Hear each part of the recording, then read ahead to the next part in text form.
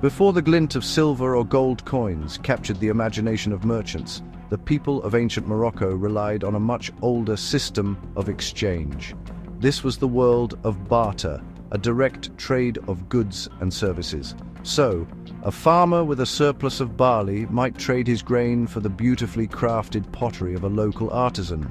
And, a herder could exchange a healthy goat for strong leather sandals made by a skilled craftsman. This system was simple and direct, built entirely on the immediate needs and perceived values of the trading parties.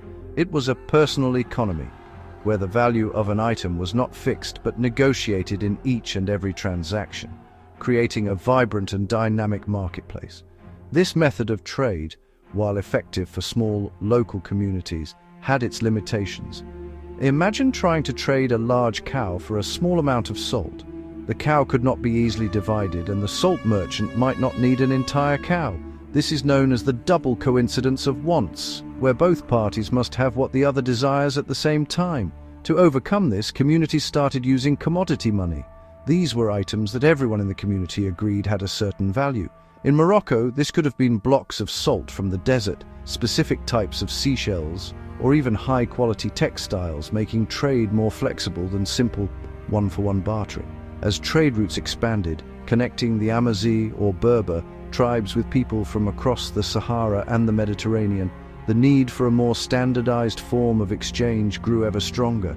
Caravans laden with goods traveled vast distances, and carrying bulky items for barter was inefficient and often impractical.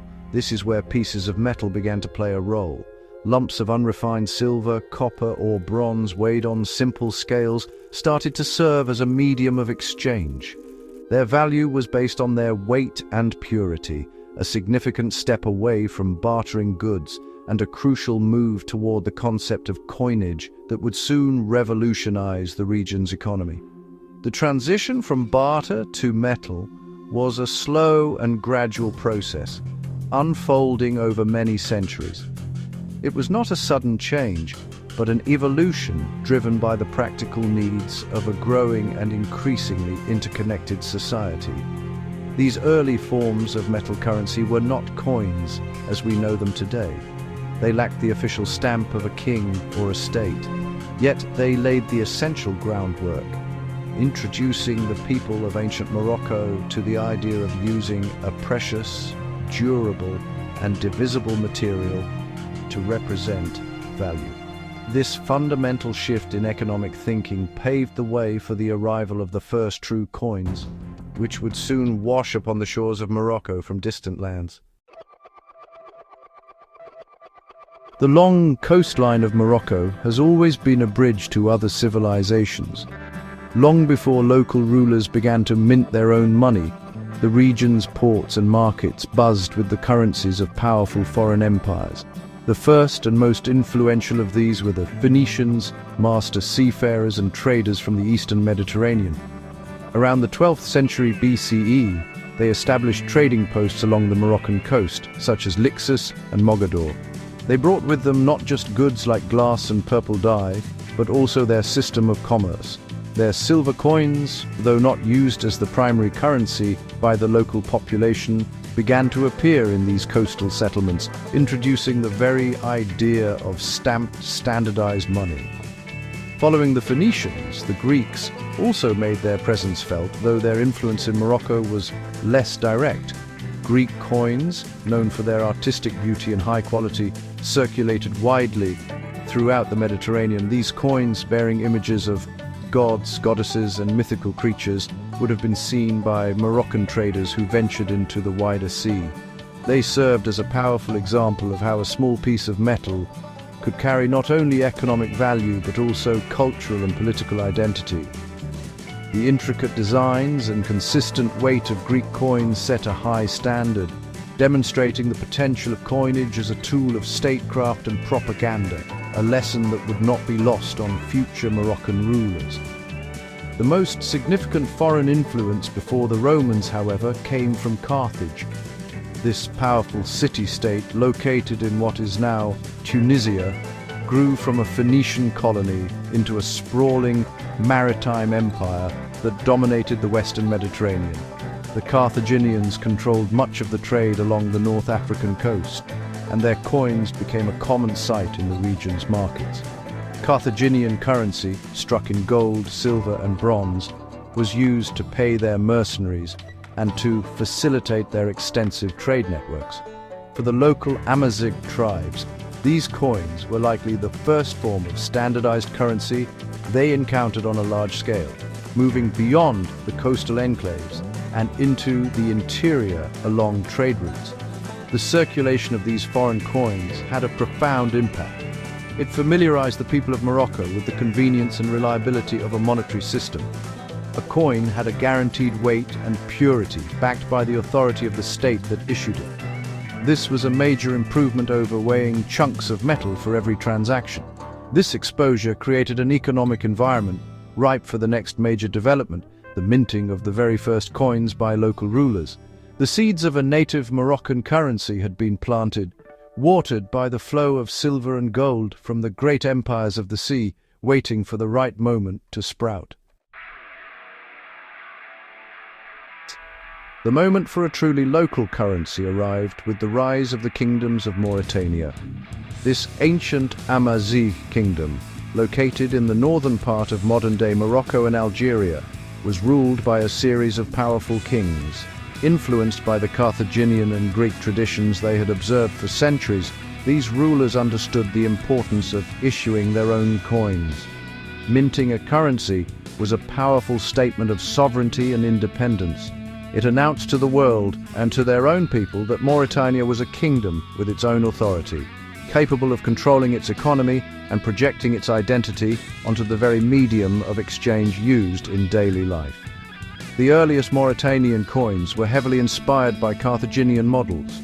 They were often made of bronze and featured Punic script, the language of Carthage, alongside portraits of their kings. King Bocchus I, who ruled in the late 2nd century BCE, is one of the first known Mauritanian rulers to have issued coins. These early efforts were a crucial first step, moving from simply using foreign money to creating a distinctively local version. The coins were not just for trade, they were a political tool, spreading the image and name of the king throughout his realm and beyond, reinforcing his power with every transaction made. The designs on these coins evolved, reflecting the growing influence of Hellenistic and Roman culture. Later kings, such as Juba II and his son Ptolemy of Mauritania, were educated in Rome and brought a new level of sophistication to their kingdom's coinage. Their coins were struck in silver and gold, in addition to bronze, and featured beautiful, classic-style portraits of the rulers on one side. The other side often depicted symbols of their kingdom's wealth and identity, such as a bunch of grapes representing viticulture, a horse symbolizing their famed cavalry, or the star and crescent, an ancient symbol of royalty. These coins were of high artistic quality, rivaling those of other Mediterranean powers. The minting of these first local coins marked a major milestone in Moroccan history. It was the birth of a numismatic tradition that would continue for millennia. These silver and bronze pieces were tangible symbols of a burgeoning national identity. They represented a shift from being a passive recipient of foreign cultures to an active participant in the economic and political life of the Mediterranean world. The kings of Mauritania had laid the foundation, demonstrating that a Moroccan power could and would create its own currency. This tradition of sovereign coinage would be interrupted by Roman rule, but would re-emerge centuries later with renewed vigor after another great historical shift. The independence of the Mauritanian kingdom came to an end in 40 CE when the Roman Emperor Caligula had King Ptolemy assassinated and annexed his kingdom. Mauritania was divided into two Roman provinces, Mauritania Tingitana, corresponding to northern Morocco, and Mauritania Caesariensis in modern Algeria. With this annexation, the local mints that had produced the beautiful coins of Juba II and Ptolemy were shut down. The era of independent Mauritanian coinage was over, replaced by the powerful and unified currency of the Roman Empire. The Roman denarius, a small silver coin, along with its gold and bronze counterparts, became the standard legal tender across the region. The introduction of Roman currency had a massive impact on the economy of North Africa. The Roman system was highly organized and standardized, facilitating trade on an unprecedented scale across the vast empire, from Britain to Egypt. Cities in Mauritania, Tingitana, such as Volubilis, became prosperous centers of Roman administration and commerce. The economy thrived on the export of grain, olive oil, and wild animals for the Roman amphitheaters. All of this trade was conducted using Roman coins, which were trusted and accepted everywhere. The local population, from city dwellers to rural farmers, became fully integrated into the Roman monetary system for their daily transactions. The designs on Roman coins served as a constant reminder of imperial power. Each coin was a piece of propaganda, carrying the portrait of the reigning emperor on one side. This image was a powerful symbol of Rome's authority, reaching even the most remote corners of the empire. The other side of the coin often celebrated Roman military victories, engineering marvels like aqueducts or Roman gods and goddesses. For the people of Morocco, these coins were not just money. They were a daily encounter with the might and culture of Rome. The local numismatic identity that had begun to form under the Mauritanian kings was completely submerged by the imperial system. Even after Roman direct control weakened in the 3rd and 4th centuries CE, the influence of their currency lingered. Roman coins remained in circulation for a long time, and their standards of weight and purity influenced the coinage of the Vandal and Byzantine periods that followed. The Roman interlude, while suppressing local minting, thoroughly embedded the concept of a state-controlled, unified monetary system into the economic fabric of Morocco. This long period of using a single, powerful currency set the stage for the next great transformation, which would arrive not from across the sea, but from across the desert with the armies of Islam. The 7th century brought a monumental change to North Africa that would reshape its culture, faith, and economy forever. Arab armies, carrying the banner of the new religion of Islam, swept across the region from the east. By the early 8th century, they had reached Morocco, bringing with them a new language, Arabic, and a new monotheistic faith. This conquest also brought a new economic system and a new type of currency. The existing Byzantine coins, which were themselves based on Roman models and featured Christian symbols, were gradually replaced by a distinctively Islamic coinage. This was a fundamental shift, as the new coins were designed to reflect the core principles of the new faith.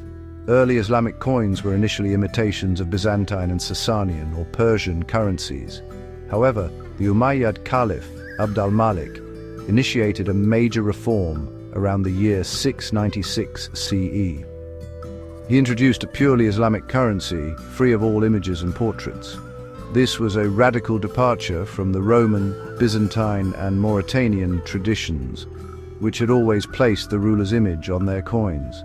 The new Islamic coins were aniconic, meaning they had no pictures. Instead, they were covered in elegant Arabic script, featuring verses from the Quran, the profession of faith, the Shahada, and information about the coin itself, such as the mint location and the year it was made. The primary silver coin of this new system was the dirham.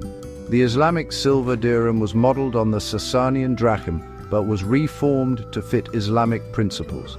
It was a thin, wide silver coin with a standardized weight of just under 3 grams.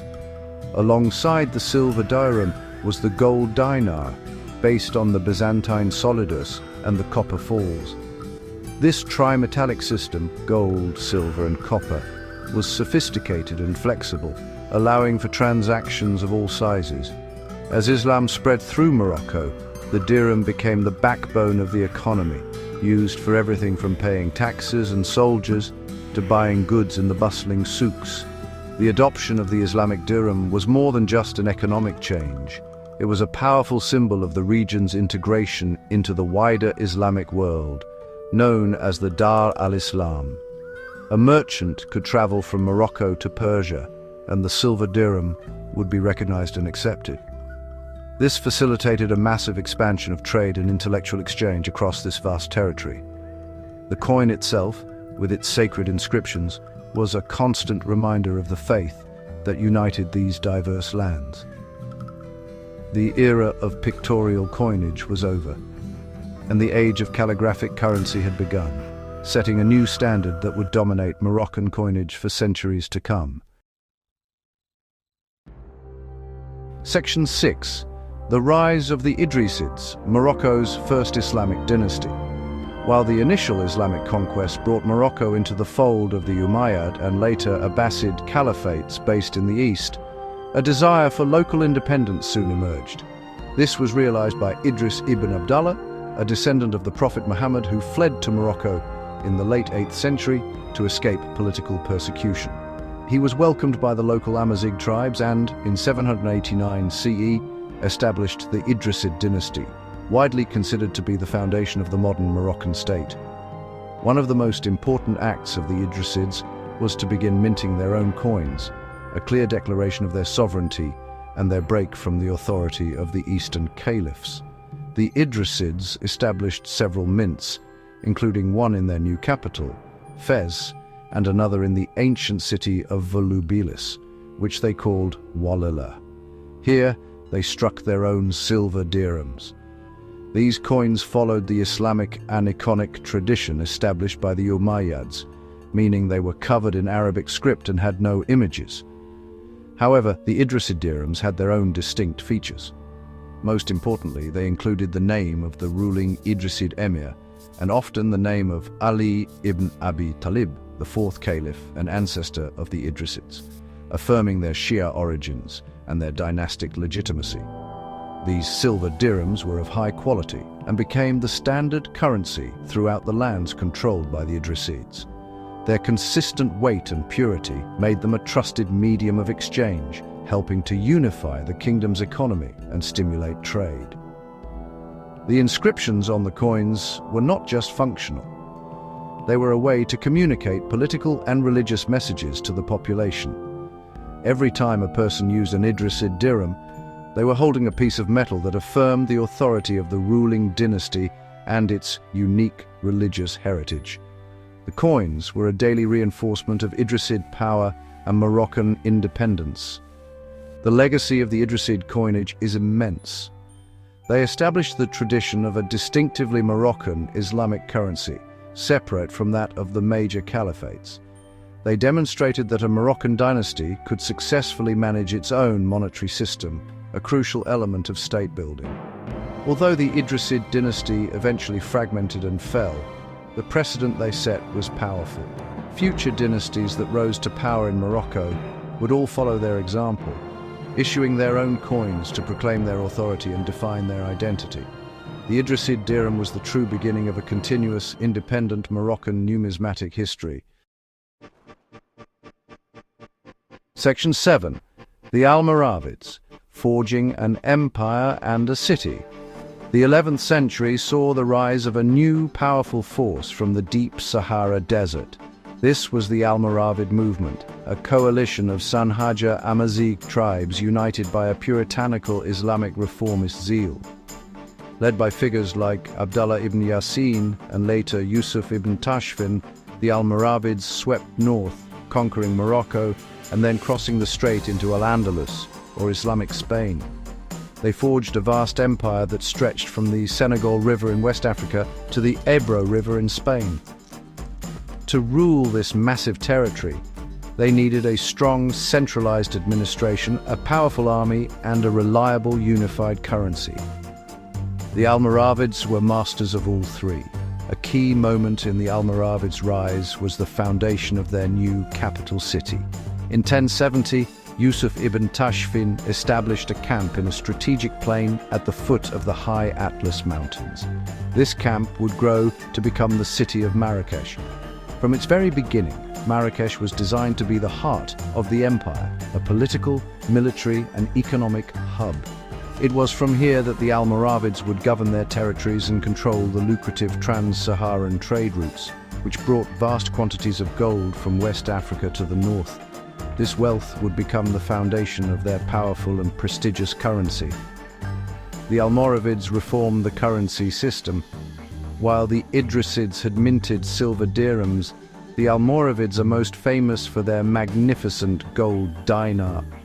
Struck from the gold that flowed through Marrakesh, the Almoravid dinar was of exceptionally high purity and became the dominant international currency of its time, respected and accepted from Spain to the Middle East. It was so famous that it was known in Christian Europe as the Marabotin or Morabitino, a name derived from Al-Murabitun, the Arabic name for the Almoravids.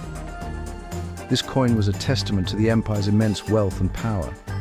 While the gold dinar was their most famous coin, the Almoravids also minted silver coins for smaller, everyday transactions. These were the silver kirats, which were fractions of the gold dinar. The primary mint for both the gold and silver coins was located in the new capital, Marrakesh.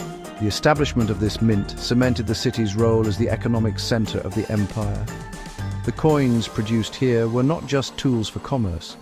They were symbols of the Almoravids' religious mission and imperial might, spreading the name of the ruler and the glory of their new capital across their vast and powerful empire. Section 8. Marrakesh's silver dirham, a symbol of power. Although the Almoravid gold dinar captured international attention, the silver coin was the workhorse of the local economy. Under the Almoravids, the primary silver coin was the kirat, which was a fraction of the dinar. However, the term dirham often continued to be used more generally for silver currency. The mint in Marrakesh, known in Arabic as the Ibar, was a place of immense importance, producing the coins that fueled the empire's daily life. The production of these silver coins was a carefully controlled process, ensuring that each piece met the strict standards of weight and purity set by the state. This reliability was crucial for maintaining public confidence in the currency. The design of the Almoravid silver coins followed the established Islamic tradition.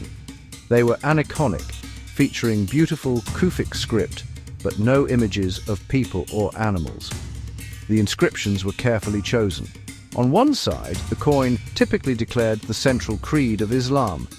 There is no God but God, and Muhammad is his messenger. It also often included the name of the ruler, such as Amir al-Muslimin Yusuf ibn Tashfin, commander of the Muslims Yusuf ibn Tashfin.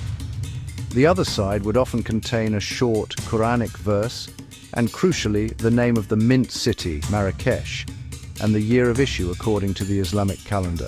These silver coins, minted in Marrakesh, were a powerful symbol of the city's primacy. Every transaction, whether buying bread in the market or paying a craftsman for his work, involved a coin that explicitly named the capital. This constantly reinforced Marrakesh's status as the heart of the Almoravid Empire. The coins were a tangible link between the ruling elite and the common people, carrying the message of political authority and religious orthodoxy into every corner of the realm. The silver dirham of Marrakesh was not just money. It was a piece of imperial propaganda that fit in the palm of your hand, a daily reminder of the power that emanated from the new capital. As the first coins to be minted in the city, Marrakesh's Almoravid silver dirhams and kirats hold a special place in Moroccan history. They represent the moment when the city, founded just a few years earlier, became a true capital, with the sovereign right to produce its own currency. This act cemented its role as the economic engine of a great empire. The tradition of minting coins in Marrakesh would continue for centuries through the rise and fall of subsequent dynasties like the Almohads, Marinids, and Saadians. But it was the Almoravids who first stamped the name Marrakesh onto silver, creating the city's very first coin and beginning its long and storied numismatic journey. Section 9. The Enduring Legacy of Silver. A Numismatic Journey. The fall of the Almoravids in the mid-12th century did not end Marrakesh's story as a center of power and coinage. They were succeeded by the Almohads, another Amazigh reformist movement from the Atlas Mountains. The Almohads conquered Marrakesh and made it their capital, continuing and reforming the minting tradition. They are famous for introducing a unique square silver dirham, a radical departure from the round coins that had dominated for centuries. This distinctive shape made Almohad coins instantly recognizable and represented their own unique religious and political identity. The mint in Marrakesh was once again at the forefront, producing these new square coins that circulated throughout their empire, which was even larger than that of the Almoravids. This pattern of continuity and change continued with each new dynasty that made Marrakesh its capital or a major royal city. The Marinids, who followed the Almohads, returned to minting round coins, but their silver diadems featured new styles of calligraphy and different arrangements of inscriptions. Later, the Saadian dynasty, who made Marrakesh their glorious capital in the 16th century, also minted beautiful gold and silver coins there. These coins funded their wars against European powers and financed the construction of magnificent palaces like the El Badi.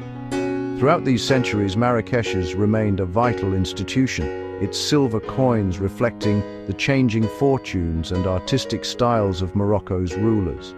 The journey of the silver coin in Morocco is a story that mirrors the history of the nation itself.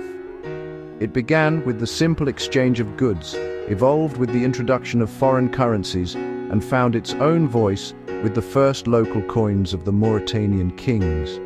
The arrival of Islam transformed the very appearance of the coin, replacing portraits with scripture and establishing a new artistic tradition. Dynasties like the Idrisids and Almoravids used coinage to assert their independence and power, with the Almoravids making Marrakesh the heart of this new monetary world by minting the city's first silver coins. In conclusion, the silver dirham is more than just an old piece of currency. It is a historical document.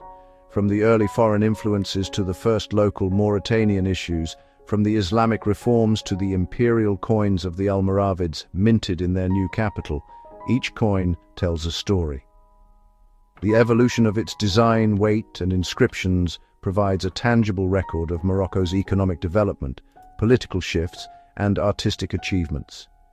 The silver journey, which found a major milestone in Marrakesh under the Almoravids, is a testament to a rich and continuous numismatic heritage that has been a core part of Moroccan identity for over 2 millennia.